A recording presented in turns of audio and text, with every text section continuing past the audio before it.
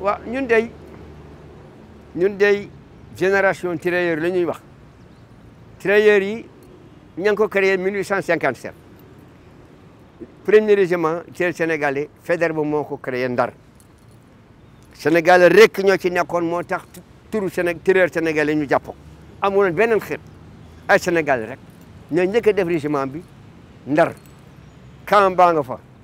ancien camp ma nga fa ak nu ñu ko mën a liggéey place ba xam naa ko parce que Ndar jàng naa fa tirailleurs yooyu nag xeexal nañu France ci xeex yëpp d'abord Sénégal la ñu commencé xeex ak El Hadj Omar Alain Foutiyou xeex nañu ak moom Sénégal ba mu génn réew mi dem xeex nañu ak Lat Dior pour jël réew mi ñu jàll Sénégal xeex Mali ak Samori xeex Burkina Faso ak Moronaba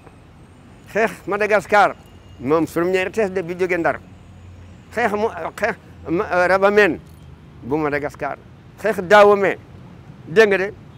pour bu Béhanzin dégg nga de xeex nag Mauritanie Mohamed El Habib mooy roi de Trarza ñu xeex ak samay maam ñu xeex ak moom daaneel ko Mohamed El Habib man wàllu laa Mohamed El Habib mu am région du fleuve yëpp naar yi di jàll di jël si jàmm samay maam taxaw wane seen dënn samay maam man Yoro Diaw mooy sama maam Yoro Diaw Buli Mbodj ku ma la ma ñeen di sam njàkk aram nga dem fa la nekk sama wàllu baay Yoro Diaw Farapenda ma Diaw Xor Refaju Asebran Malikum Fara Diaw tegg deewul man ni sance waalo ci la bokk xam naa affaire moo tax ma démissionné armée française dugg armée sénégalaise sacrifié sama affaire yëpp ñu armée sénégalaise pourtant amoon naa destiné waroon naa nekk officier brevet yëpp amoon naa ko pour passer officier Sénégal indépendance 60 ma démissionné armée française dugg armée sénégalaise mais yi dama ko indaale France parce que xel naa France bi ñu jox ma légion d'honneur fi mu nekk nag président bi daf ñu waroon recevoir accueillir nañu jox ñu ku ne 5 millions ne voilà lii nag mooy seen kii te place ba gisatuñu ko mu boole ñoo Kaba ñu am conseil des ministres le 3 mai ni neen fii Kaba ñun lu ñoo dee Kaba soxlawuñu Kaba